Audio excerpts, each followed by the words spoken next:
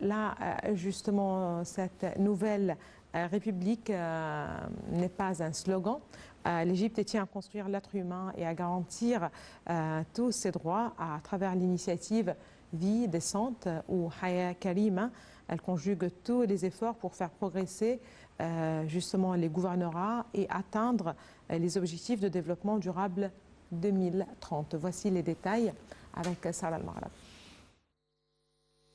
La réussite de l'initiative Vie décente contribuerait à l'amélioration de la vie de près de la moitié de la population égyptienne. Les piliers sur lesquels elle repose sont l'amélioration du niveau de vie, l'investissement dans le capital humain, le développement des infrastructures. Les projets de vie décente représentent la bouée de sauvetage pour la campagne égyptienne. Cette initiative lancée par le président Abdel Fattah el-Sisi le 2 janvier 2019 pour améliorer la qualité de vie des catégories les plus nécessiteuses à l'échelle nationale, ainsi qu'à améliorer le niveau des services quotidiens fournis aux citoyens, surtout dans des villages.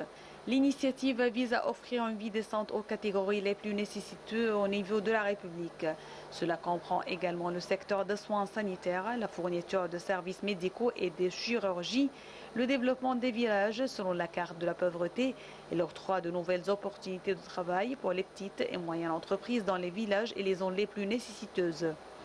Le coût total de mise en œuvre du plan de la première phase de l'initiative Vie décente, qui comprend le développement de 143 villages et de 3,8 milliards de livres égyptiennes, tout en soutenant les programmes et les projets de développement local et rural, ainsi qu'en évoluant les systèmes d'administration locale par la mise en œuvre de la décentralisation et des programmes de développement économique local et l'amélioration des services locaux.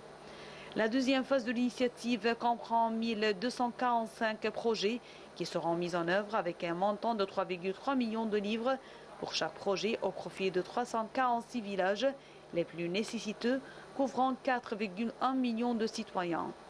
Le projet comprenait la création de complexes de services aux citoyens, de complexes de services agricoles, la création et l'amélioration de l'efficacité et du développement de centres de jeunesse, des ponts sur les voies navigables, d'installations sanitaires, de points d'ambulance, d'installations de services de solidarité sociale, de projets d'électricité et d'éclairage public et de routes, ainsi que la construction d'immeubles d'habitation décente aux citoyens. Les projets prévus actuellement mis en œuvre dans le gouvernorat de Damiette dans le cadre de l'initiative présidentielle Une vie décente comprennent la création de 12 complexes de services pour les citoyens mis en œuvre au niveau des unités locales et la fourniture de ces services aux citoyens afin d'économiser du temps et des efforts, et la mise en œuvre de tous les complexes de services est terminée.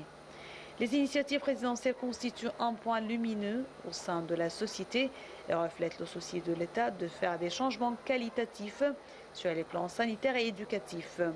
Outre d'ancrer le concept de la justice sociale en améliorant la qualité de vie de tous les citoyens, abstraction faite de leur lieu d'habitation, d'où il était tout à fait ordinaire que les gouvernorats d'Égypte, en d'autres termes la province égyptienne, fassent peau neuve.